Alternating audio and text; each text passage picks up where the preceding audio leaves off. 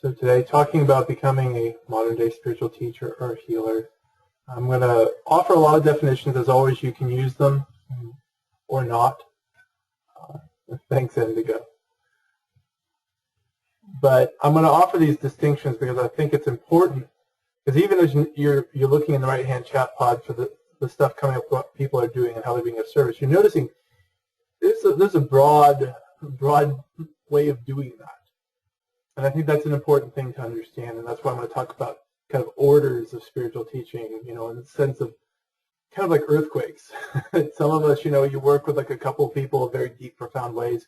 We work more broadly on, I don't want to call it shallow, but just more surface level issues that people work with, because that's important, because everybody out in the world is at different spaces and needs different things and different types of support. And some people aren't ready to go into deep work like the stuff I do and be really shook up. They need just a little meditation or breathing techniques, and those types of things are important offerings. And so that's why we have all kinds of spiritual teachers doing all kinds of different things all around the globe. And part of this whole modern day part of it is the gift technology has given us. And to some degree, the gift civil liberties and the right to express whatever religion or belief system we have freely is also part of this proliferation. Because if you think about it, at least in Western society, it's primarily been you're either in the church or you're not. And anything else, you're heathen. Right? And, if you go back far enough, you get into other types of things that people are doing with, I don't know, if we'll want to go down the route of calling it witch doctors or anything like that, because that's such a charged term. But just kind of more indigenous ways of worshiping the divine. And that all got overrun by, Christendom and then Islam. It just kind of mowed down anything that wasn't conforming into it. And so, especially as I said, in Western society, we've been in the silo. And it's like the path to becoming a spiritual teacher was actually very clear, right? You go to seminary and you're a dude. That was kind of the rules of the game. It's ridiculous because obviously women have plenty to offer, as is already seen in some of the things that have been mentioned in the chat pod. But that was kind of the rules of the game. You could go be a nun in a convent, which, then plenty of beautiful things have been offered through that as well. And so I'm not degrading that route. What I'm saying is we've got a whole bunch more. And technology is allowing us to do that and to reach, and this is an interesting way that one person mentioned it to me, but to be able to reach your congregation. It no longer has to be a local congregation. It's nice to have a local congregation. I always like having in-person work. Tomorrow I'll have one of my local students will be here, and I'll have a chance to work with her in person. I like that. It's a nice thing to have, but having this breadth of being able to connect with all of you from Pennsylvania to Texas. Where is everybody coming from? I don't know. Maybe we've got somebody from the UK, Arizona. Thanks, Tia. So it's amazing how we can now connect with this amazing number of different people across the globe. Along with that, I think it's really important to understand your own limitations and to understand kind of what type of spiritual teacher you are. What does that mean to you? How do you serve? Because when you understand your limitations, you know how far to go. And this always leads us back to doing our own work first. This is rule number one of being a spiritual teacher. So we have to take care of ourselves. And sometimes there can be this youthful exuberance, doesn't matter the age, but there's a kind of exuberance, like want to help and do more, and that depletes us very quickly, and we can become very energetically drained, lethargic. Our work probably isn't as good, isn't as clear, and depending on the depth of the work that you do, you can be dealing with some very murky issues with other people and helping them there. And so you need all of your resources, all that inner groundedness and that centeredness to be available to you to go into places where that person is probably not grounded or centered or clear about much of anything. Right? Because that's the point, is they're coming to somebody who can be clear in a very different type of way. The more commonly accepted ways of going to murkiness these days are like psychologists. And I consider them mental healers, spiritual teachers of the mind.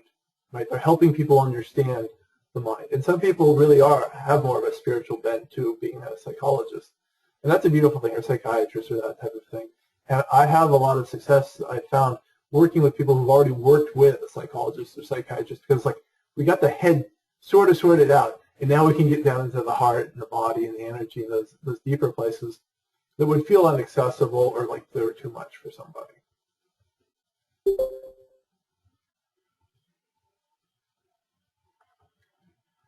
So as you've noticed, I've already called out, a type, a spiritual teacher. And I like to use broad buckets, use whatever terminology works for you, but the way I like to think about it are people who work in the psychic realm, in the subtle energies, people who work with the mind, people who work with the body, and people who work with the heart. And the heart teachers, you usually don't call yourself a heart teacher, but you know when somebody's really teaching with their heart, and there's a certain quality of love that you just feel that comes from this person that feels very supportive to you. And it has nothing to do with what they're saying or doing or any sort of psychic woo-woo fun stuff. So that's a type of healer or teacher. The mental one is very common. As I said, there's all types of people working with the mind. And it's very common just because it's a way to convey ideas. And so it's very easy to get stuck in that. And so there's plenty of people who talk in philosophies and things like that. And that can be very, very useful. And in many respects, that's how a lot of spiritual traditions continued. It's because of those mind teachers who would remember, and then they have the monks record it right down the next script, right? Because we couldn't store it all online or put it on Wikipedia. The Bible is being hand recopied, and as well as all the other sacred texts. So there's a lot of that mental aspect there. The physical teacher is like the Western yoga teacher. And I'm saying Western yoga because yoga actually is a complete tradition. It's not just the body stuff. But here in the West, we decided we really like that. And so the body teacher is teaching with the body, helping other people understand their body in that sacred spiritual way of alignment and flow and breath and all those types of things that keep a body healthy and functioning well. A nutritionist could easily fall into this category. And then when the psychic thing, this is a really broad category.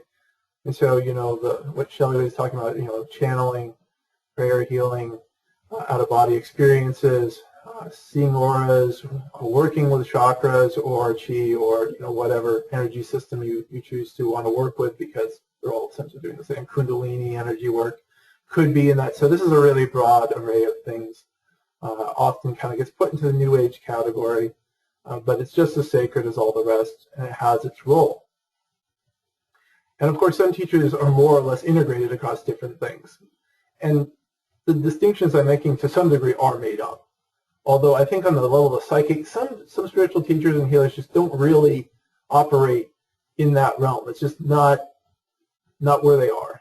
And they don't have a lot of sensitivity to it. So this takes you to think of like our Western MDs, because they're still a healer. Right? They're part of this whole thing just as much as everybody else. We're very much in the mind, right? The mind and the body. It's like, let's see how the body works, and we're going to use the mind to understand it better. And that's an important thing. And it's been very successful, I think, in, eradicating a lot of diseases, or at least, keeping most people healthy and away from certain types. So that's one set of categorizations. You could set up a really large chart from where I'm going to take this. Then I kind of break down teachers, healers into kind of 4 categories. On top of that, there's what I'm going to call, just very loosely, level 1, level 2, level 3, and then masters. The level 1 teacher is really somebody who is very committed to a tradition, a certain style of teaching. So your typical Christian priest could be an easy example, but you could easily make this the astrologist or something in your life. Right? So they really know their stuff. And of course, as we all grow, we all mature into our traditions as well. So there's different levels of maturity that go on to somebody who's just started learning how to do some of these things and is sharing them with others, to somebody who's practiced it and is very clear about how to use the tool. Think of a tradition no different than a hammer, right? And initially, when you first start using it, you can use it okay, but generally speaking, the human part of us gets better over time. So that's a level 1. Usually the level 1s aren't going to have had a huge experience, and maybe they had a glimpse of the truth, but many of them just love spirituality. They want to serve. They've always been drawn this way, and so they find a tradition that becomes how they share. Level 2 gets a little bit more interesting because now we usually have somebody who has had some sort of experience, and there's something a little bit more dynamic and alive in how they share.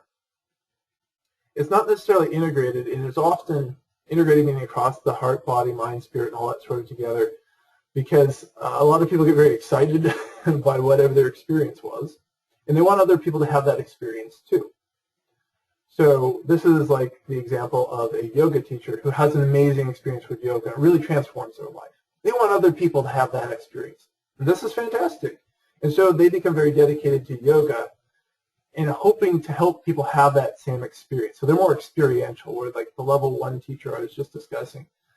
They can, as I'm saying, like all these things intermingle together, but the way I'm just carving up to help you get a sense of the breadth of spiritual teaching and healers out there is that the level 1 is going to be more into the mind, into the educated, into the follow the rules, where the experiential person's into the experience. So if you have to break a few rules to have the experience, they're going to be more okay with that, but they're still very committed to their tradition. And those 2 levels can tend to be sort of blind to other traditions, to other ways of doing things. So long as it doesn't turn them into, somebody who's just lost to that tradition, is saying bad things about other traditions, thinking theirs was the only way, it's not really a big issue. It only becomes an issue when you get people who feel like they have to defend something. The whole defending the faith is a ridiculous concept, and it is of no use to any of us. I think my definition for level 3 spiritual teachers and healers, and this starts to kind of bring the 2 together, because to me a healer is working more like something that's kind of broken, is just kind of trying to heal somebody back into health. And the teacher is kind of teaching a little bit more, so you can be teaching meditation, healing energies. Like they're pretty different at this point. The further up this pyramid we go, the more all that stuff starts to blend together, and that distinction becomes ridiculous. So like in my teaching, it's just not really a useful distinction. So at the level 3, that's where you start to have people who are more or less integrated across different things and start to move around to different traditions and kind of bring things in mindfully into their work to share with other people. And with them, usually they're going to have had some sort of deep spiritual experience. Some of them will have been awakened, and it's just kind of a grab bag term that I'm using, is that sort of level 3. And as I'm saying, like don't worry about holding up the levels or any of that sort of stuff. I'm just trying to give you a sense of a way to look at what we're seeing in the proliferation of spiritual teachers. Just go on Twitter or YouTube. And then the last are the masters. The masters really just teach with energy, and they can teach with anything. They can teach with their anger, they can teach with shame, they can do all sorts of things because they really are grounded in that truth, and their energy is the deepest teaching. And not all masters will want to teach, actually. Just because somebody's reached that inner space of awakened mastery doesn't mean they're called to be teachers. So teaching masters tend to be fairly rare. So especially in the higher of this particular hierarchy, it's not better or worse. I think when I first mentioned that, for some people they just need a few breathing techniques to practice meditation, they don't really need like a level 3 teacher. They're not ready for it. They're not going to know what to do with it, with that type of a person, right? So this is why the breadth of different types of healers are so important. And of course, as I mentioned, we all go through different stages of maturity, maturing into ourselves. A young master isn't the same as an old master. They don't look the same, but it's kind of like, a young redwood tree. That redwood tree is a redwood tree from the time it's a little sprout till it's like, 300 feet tall in the air. It hasn't changed what it is. It is what it is. It's just grown into its fullness, and it's matured, right? And somebody who's first learning, the level 1 priest that I'm mentioning, they're first learning to share all this stuff about Christianity and things like that. They learn more over time, so they have more things to explain and to offer, and all sorts of fun stuff comes up along the way. And so none of them are any better or worse than anything else. It's just a very broad array. And wherever you may be in your path, You may see yourself kind of fitting into certain things. And so I don't want you to think about like, I should get to like mastery, right? Because there can be kind of this ego thing that doesn't appreciate your sacred role. And I like to think of this in much of society as an ecosystem, that we all need different things, right? We all need certain plants, and you need grass, and you need redwood trees, you need mountain lions, and you need rabbits, and right? You need all of these things because they come to this beautiful harmony together when they work well.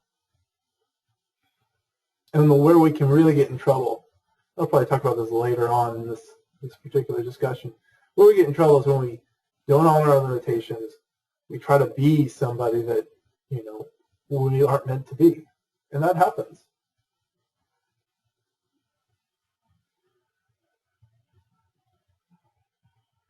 And conversely, false humility gets you nothing. If, for instance, say that you know in your heart you're more of that level 3 teacher, that you've just been sharing one tradition that you've been taught, that's really not in alignment to who you are. And to grow into that deeper integration, and to usually it's going to challenge you, right? Because you're going to have core issues that are saying stay small or whatever it happens to be. You're going to have to go through those, and it's not false humility or it's not pride to try and to do this, because it's not going to be a trying. It's going to be something that starts to move from within, and that's a big thing to understand about becoming a spiritual teacher. It's inside of you. I think you have to know in your heart that this is something you want to do, because it's not necessarily a fun job. The places I usually am going with people are not usually fun places.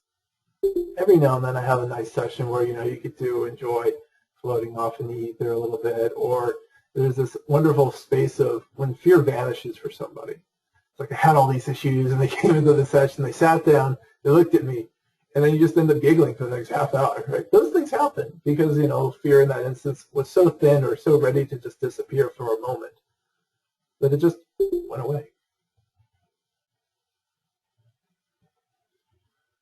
Because fear really is that non-existent. It can just vanish like that. But more often than not, you go into the dark places, and when you go into dark places, the deeper you go into somebody's darkness or shame or pain or PTSD or depression or anxiety or sexual abuse or childhood physical abuse, you're going deeper into yourself at the same time. And if there's darkness in places that are still holding, aren't ready for that, then those aren't places you should go with another. But if you want to, it's encouragement to further your own inner work, to go inside and say, okay, like I really like something starts to shut down, or want to pull away or put up walls. I've had this discussion with other people that energetically you don't really need to put up walls when you're working with people. Some of this is my own way of working, and because of my own inner clarity, I can do it this way. That usually when you're setting what I would call psychic walls up, that's earlier and kind of those lower levels, because you don't fully know yourself.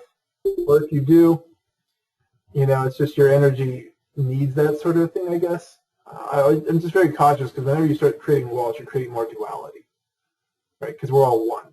And part of the deepest healing, and this happens definitely, you know, on the upper levels I'm describing, healing just arises because that is the space of oneness. It's like to have something not be healed means something has to be broken, which means there has to be two. It's like a broken light. There's two pieces. When it's healed, there's one. It's more like that. So becoming a modern teacher asks you, how much darkness do I want to go into? What is the level of darkness I want to work with? There's a group called the Center for Victims of Torture, and they heal people who've been tortured. That's a very deep kind of darkness that they're working with on a regular basis. That's profound stuff. So that's one way I can create an example. It's like, is this something that you want to work towards, to be able to handle that sort of darkness? If so, then you have to go more deeply inside yourself to be that type of teacher. And the same goes with other things. You know, if there's certain kind of, you know, specialties as far as the healer that you want to work with, then you have to be prepared for whatever's going to come there and whatever is still inside you that is going on.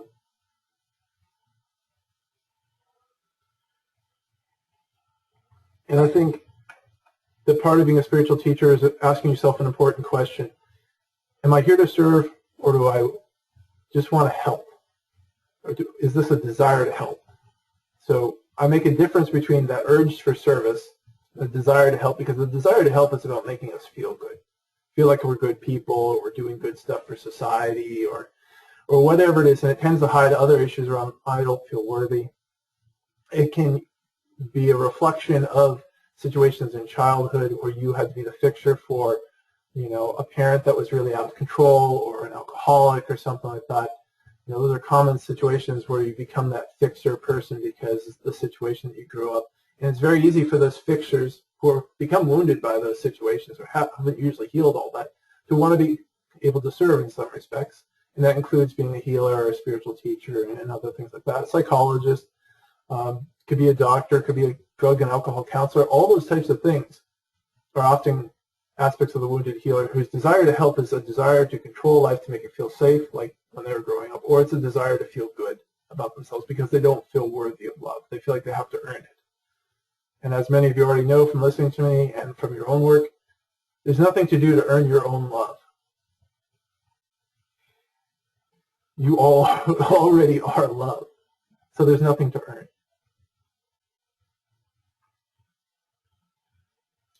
But you want to be clear on that, because this is a sneaky issue, and there's a lot of cultural feedback loops that push people into places where they're overgiving and to not feel worthy of their own love and to think they have to do things to get it. But that's a big lie in Western society, that you have to do things to be worthwhile as a human being.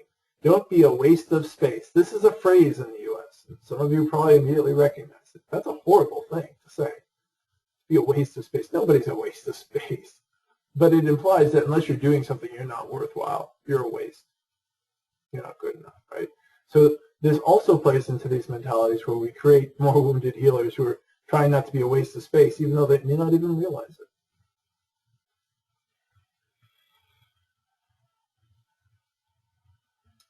And typically the truth is we kind of have the two mixed together, right? The urge for service and that desire to help. Now, on top of that, there can be this other issue where when we're doing deep healing, it's so profound and so meaningful to us that we think this is our life work. I wrote a blog about this some time ago called Confusing Your Healing Work with Your Life Work. And this is essentially because whatever you're doing right now, say like you really got into yoga. I've seen this happen for people. They just love it. It's so enlivening, and they want to share this with others. But it really is about them healing themselves. And when they come to a completion with their healing, they'll lose interest in it. And this happens where people, like, they got going too quickly. They got into it. They really loved it. They wanted to share it. But then they complete their own cycle with it. And then they don't want to teach it anymore. They just spent all this time trying to become a teacher. Or, like, all the energy goes out of it, and so they can never make the teaching work, right? They can never get enough students or set up the studio and all that sort of stuff.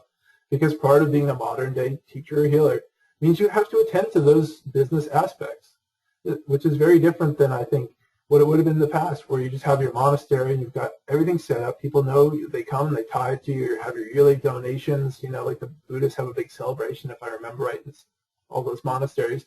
Everybody comes and gives them tons of money, right? All those structures were set up. For us right now, it's not. So what's going on right now is rather fascinating, is we're all trying to figure out how do we set up a structure that's in integrity with ourselves and that people understand. So there's an interesting education aspect that's happening with being a spiritual teacher, being a healer in these modern day times.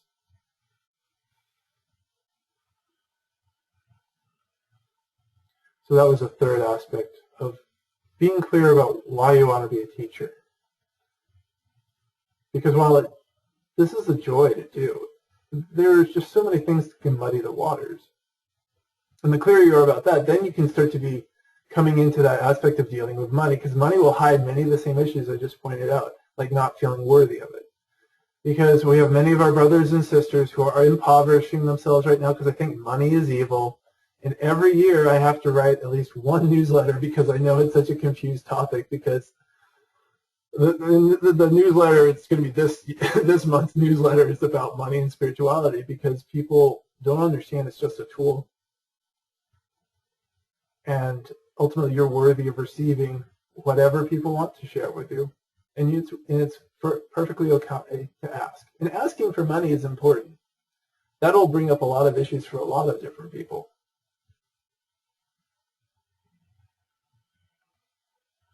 Right? So the worthiness issue will like to re-show itself again. Or like, I'm not worthy of doing it. But it'll come up with new reasons, like the money is evil, or I haven't done enough for this person, or whatever. It's a sneaky one. It comes back around.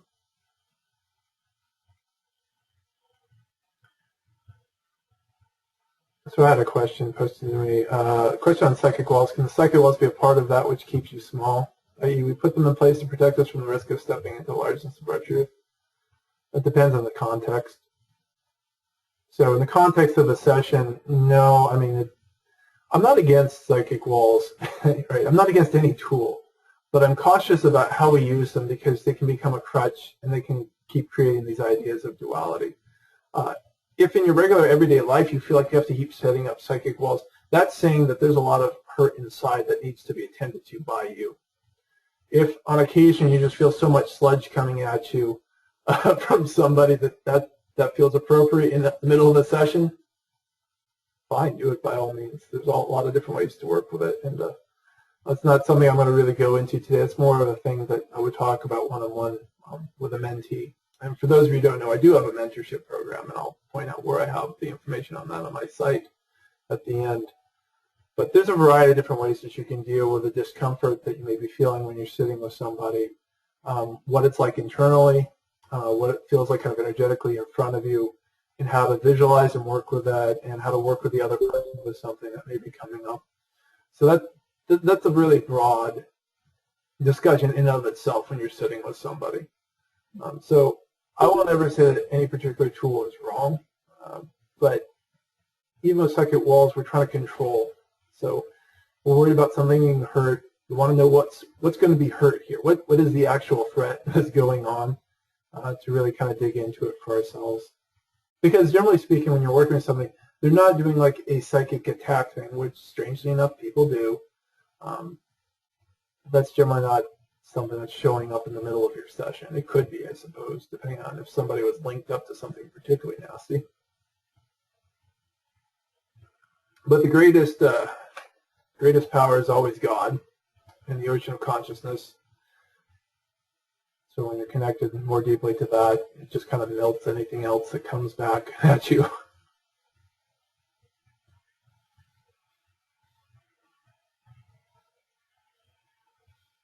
So as you're thinking through some of the things I've been sharing, you're welcome to write some questions or comments in the chat pod to let me know where we want to go with our discussion today, because this is a really big one, from choosing students, what your self-care is like, and I probably want to emphasize that a little bit more.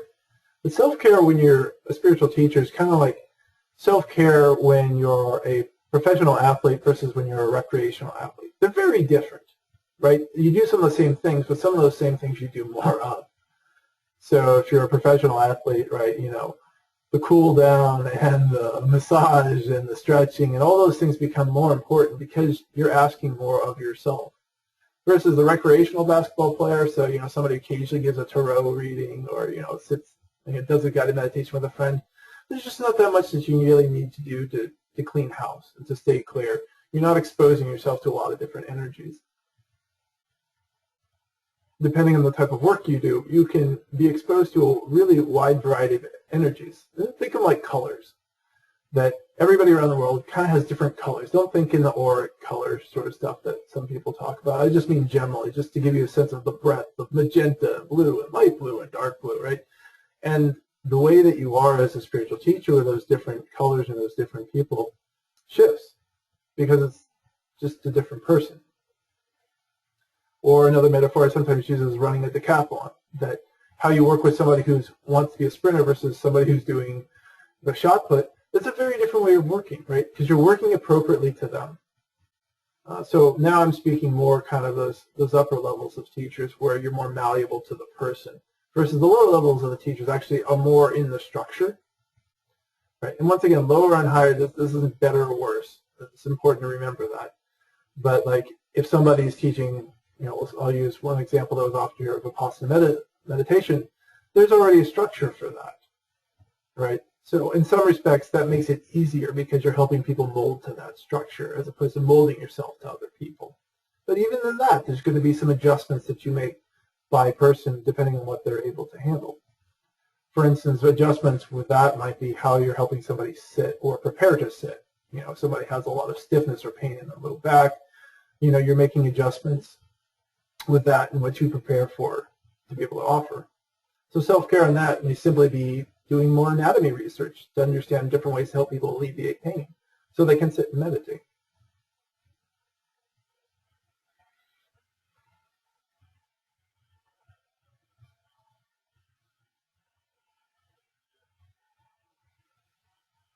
So self-care, self-care, self-care. It's important. The clearer you are, the clearer it is to see what's going on with somebody else. When we get muddy, then it's just tough to see much of anything going on with somebody else. And self-care can be whatever works for you. I think that's always a big emphasis. You know, it's not something I particularly prescribe to anyone. Usually when I'm talking or I'm working with someone, and this is my particular way as a teacher, is I'm listening to see what resonates, what kind of feels true when somebody's talking about different things that work or don't work for their meditation or their energy clearing or how they talk to their angel guides or whatever it happens to be. To make sure that whatever's working, what they do is appropriate to them.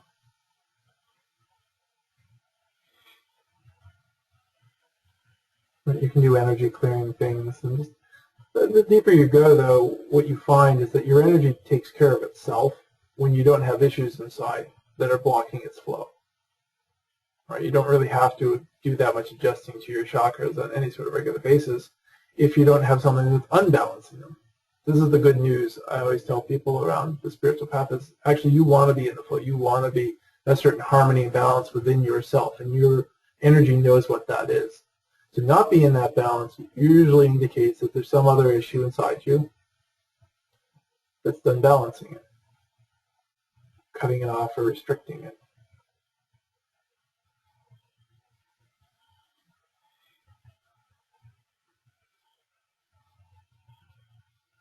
I also want to emphasize that self-marketing is not a bad thing, but I think there's a really important aspect here around appreciating how you are offering yourself, right?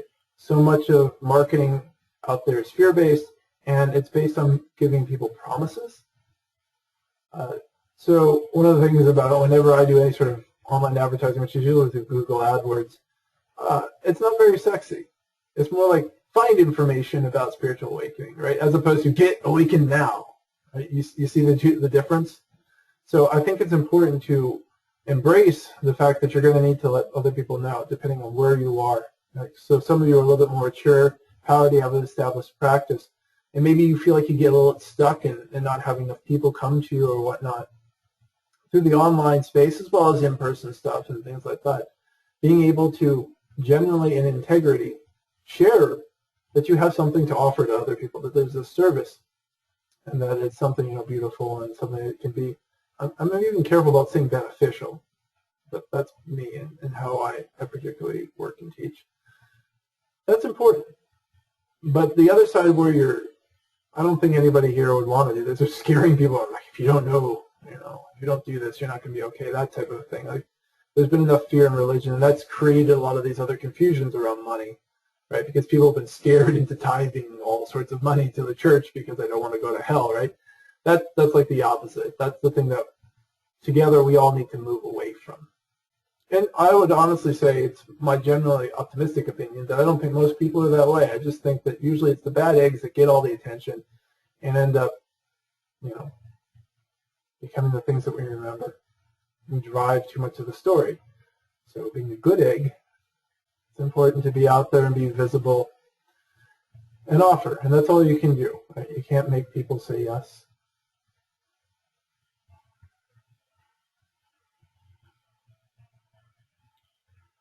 So I have a question about how do you get people to understand your need for self-care being an in-the-closet meditation teacher?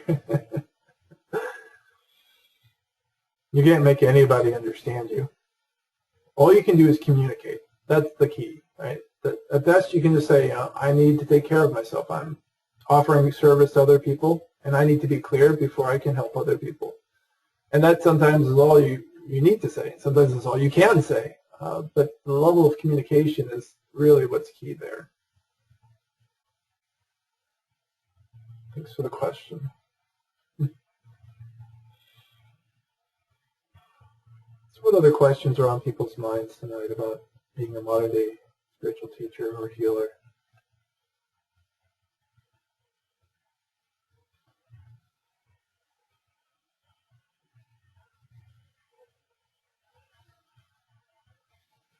You're curious on my opinion of sales. It's the same as the marketing thing, but what do you mean about sales in particular, Indigo? Are we talking about the making money aspect, or are we talking about just how you present yourself, which that's what I was meaning with the marketing? Another thing about the money, well, she's typing. Money is only a problem if it's your goal. If that's the reason you're spiritual teaching, and I have no idea why it would be, although obviously it's been shown that as a spiritual teacher you can make a lot of money. Those Catholic churches did not build themselves. I'm always a little appalled by how much money goes into those things. It's like that was not Jesus's house. He was hanging out with lepers and beggars. Do you think he was in those houses? Do you feel there's a difference between the two? You mean the difference between marketing and sales? Well, I mean, the business people will tell you there is.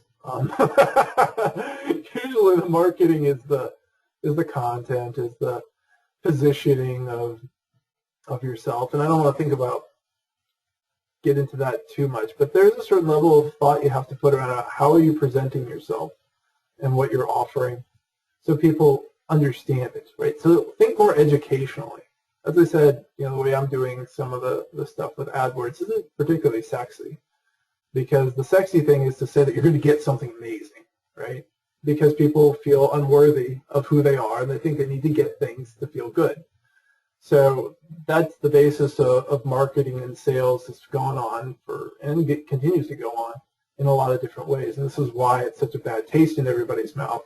And it's a confused aspect of thing that it's just confused a lot of people, especially in the spiritual path, around money and presenting themselves. And so it tends to lead to, as I've mentioned before, impoverishing yourself, false humility. So false humility, you're not claiming what you already are, what you already have to offer. If there's deep healing happening in your work with other people, it is not ego to say there's deep healing that can happen for you to somebody else. Right? Because this is the truth. But you notice I used the word can. I didn't say will. Will is one of the dirty words of life. It's like, for the most part, that's saying that you know what's going to happen in the future. And that if anybody is into psychic readings, we can talk a little bit about, the verbiage that you may want to consider, because that's usually where the will word likes to show up. Although, to be fair, there are plenty of other spirituals who say you will go to hell, right? If you do X, Y, and Z. So that word gets used a lot in a lot of ways, but usually the word that you want to use is can. It's like healing can happen. A lot of things can happen that can help somebody grow and to establish themselves in a more loving, kind way. And that really, to me, is the essence of most spiritual teaching and healing, is that people can be healthy and whole, and they can live the lives from a place of love and kindness. Another question is, when you get to a place where you don't have a huge attachment to teaching or offering your knowledge to others, to know that you probably could offer a lot, what would you recommend then? To continue through the indifference, to see if it's just a phase? No, I would just sit. I would wait. This is not a fun path at times. I want to emphasize this, that you're going to go into a lot of dark places. If you really love it, you're not indifferent to it. And this is the truth of any passion, right? That if you really love it, you're going to be able to handle the bad days. Maybe not with always a smile, but you can handle it. It's like it happens in life. I'm sitting here working on my checking account, right? Figuring all that stuff out from donations I've received. And I do that fine, right? It's not the most fun thing I do. The more rewarding things are like things like this. I like doing this. So that's the type of thing that if you feel indifferent, just sit with it and see, what parts you want to help. Is this the desire to help, or is this an urge towards service? There's no rush to this type of vocation in general. I think it's one that you have to be very mindful of yourself and step into slowly and step in a little bit more. And what's nice about stepping in slowly is if this is right for you, you tend to kind of feel it. Something comes alive inside yourself, and it comes alive in the work that you do with others.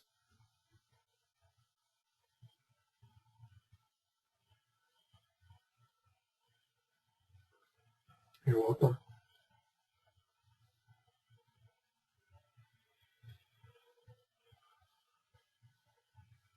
Another question. If you follow divine guidance, i.e., how do you market yourself? Because the nature of the work changes depending on who you are working with. Does that make sense?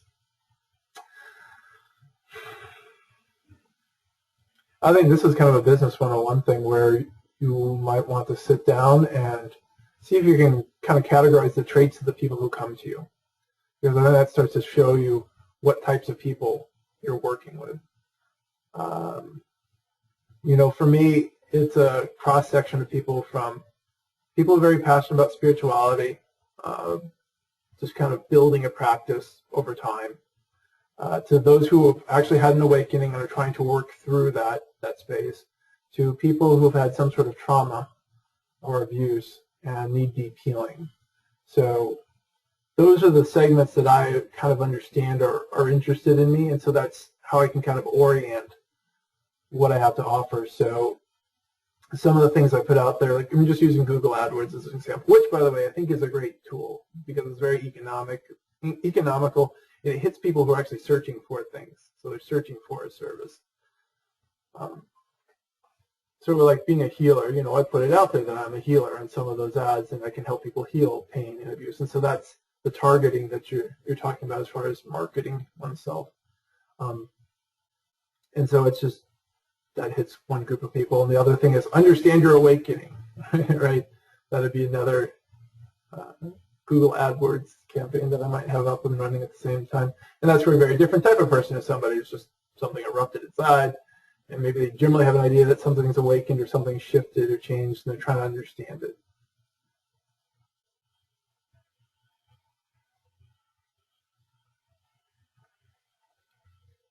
But obviously the people are very different themselves. So that's how I categorize it, because I think part of your point in the question, some of these questions are coming private, so if you don't know what I'm responding to, that's why.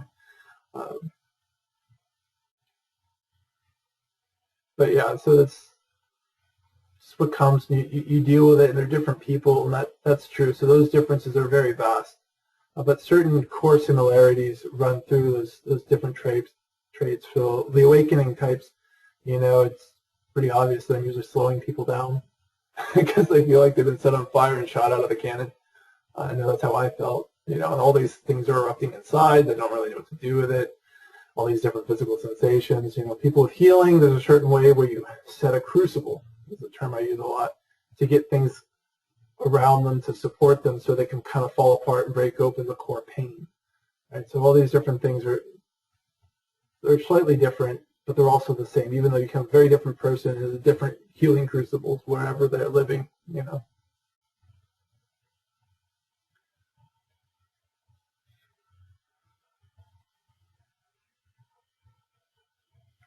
What other questions do people have?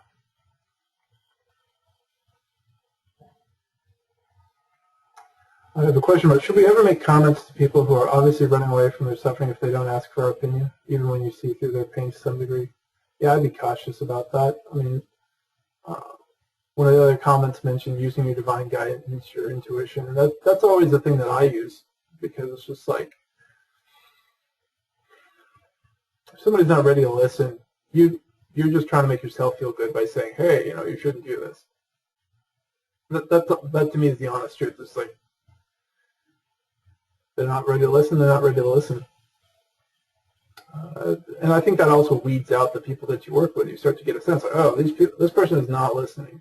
You'd be surprised how many emails that I get where people are not listening to what I wrote back, and they just keep going on with the story.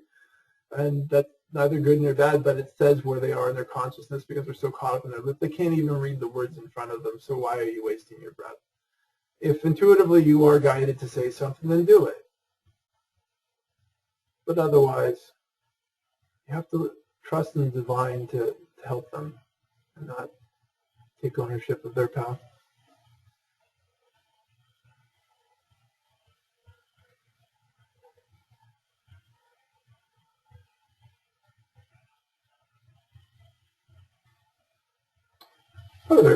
questions do we have?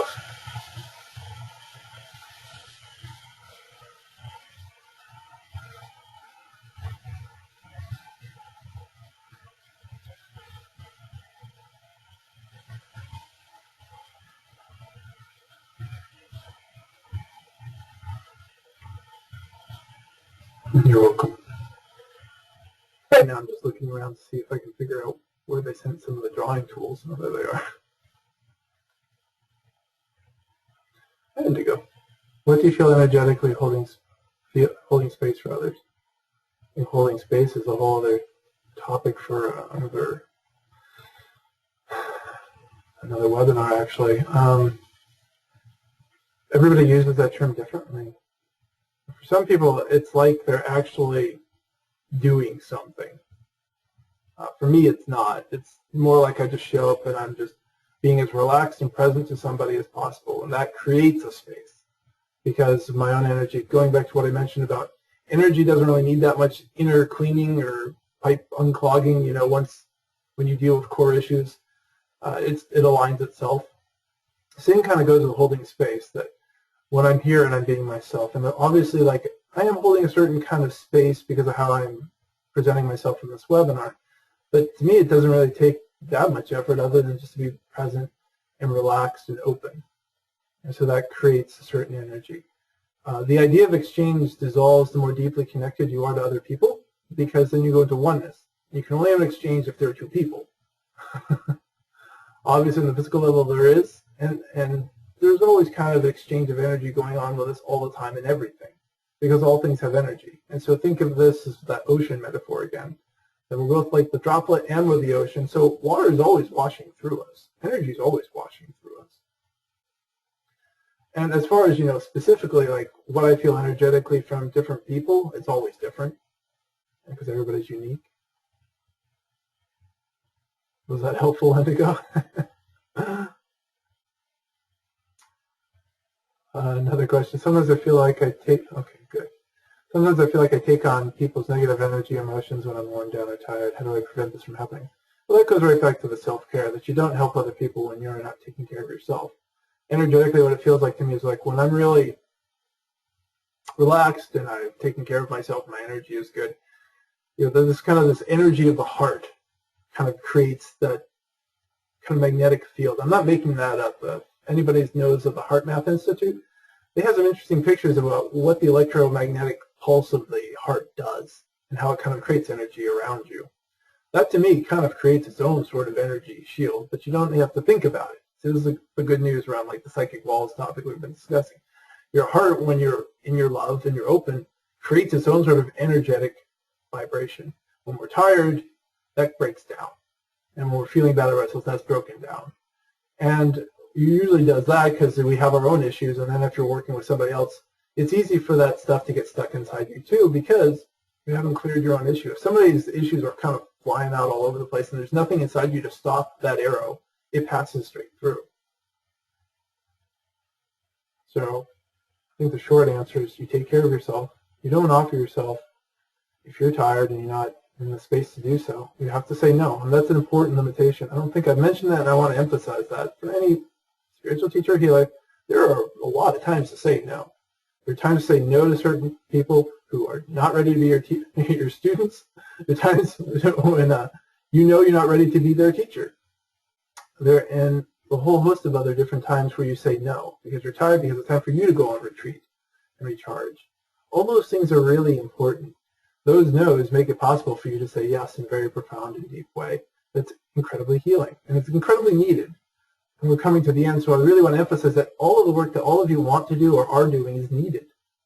So that's why taking care of yourself and being able to put yourself out there with integrity and to be able to receive as well as give, because that receiving recharges you, whether it's recharging your bank account or just being able to receive more of the wonderful love and gratitude people share. I have such a wonderful opportunity to absorb so much gratitude that's sent my way.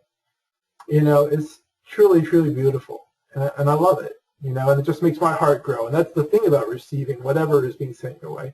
You keep receiving, you naturally grow with it. And so I think that goes back to Indigo, you're asking about exchanges. That's the best kind of exchange there is, that through that sharing of service and kindness, gratitude and love come back, and this grows everybody. And I think this is our last question. Oh, thank you. Somebody just wrote, once again, it's in private, says, truly grateful for your teaching. So our last question from Tia. Hi, Tia. Good to hear from you. In a tiny rural town of 1,700, I struggle with the fact that many folks have very little money or ability to pay. I work with teenagers, 20 to 30s, professional people, and retired folks like myself. I wrangled with sliding scales, but finally ended up following my old Korean energy masters who trained me a long time ago. There has to be an equal exchange of energy. Most clients of mine understand that now. So some folks pay me cash, some bring fresh vegetables from the garden, some help me chop wood, one cleans my tea bed or dental office. I'm lucky to be a decent teacher, to have a decent teacher to train, but I like not having to make folks stick to a rigid payment system. And I agree with that. You know, that's why I do a suggested donation. So my donations, I think I've gone from $5 to the $150 asked for, but it's still important to you that you ask for those higher amounts too, to make it easier, because that actually balances out when somebody only has $5 to give or free vegetables. Somebody else helps to balance out the equation. And this goes back to the ecosystem thing, to appreciate that we all have our roles. And some people, they're only ever going to have $5 to give to a session. And I agree with you. I don't want to deny anybody because of that. If in my heart, right, this is the intuition side. If my intuition says I should teach someone, money is not the problem for me. And I think that's what you're speaking to. However, I do encourage you to keep asking for those other sums, the 150. Really, in truth, there shouldn't be like any limit to that. And there's a whole other teaching around that to help people understand that if you are a multimillionaire, if they sat down with a session with you, they should probably give you $1,000 because it's nothing to them and it means a lot to you. And how can you ever truly measure how invaluable this type of work is? So in that way, never feel bad about receiving a lot. Thanks, Tia. So before I let you go, if anybody is not already on the newsletter, I made it really big on the website now, and it's making a big difference. A lot more people are signing up, so here it is if you haven't signed up already. And over in the About section is the thing about mentorship. If any of you are ever interested,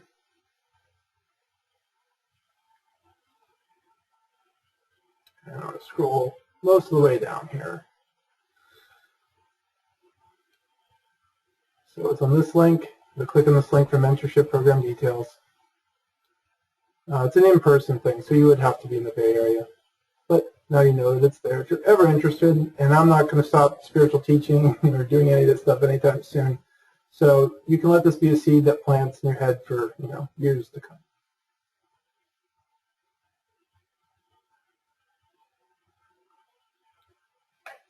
So thanks everybody for showing up. That's all I have for today, and you're very welcome to. I'm glad you appreciated the levels. As I said, it's just a way to look at something and to appreciate that there's so many different ways that people serve, that we can serve, and that they're all sacred. You're welcome, Genevieve. You're welcome, Indigo.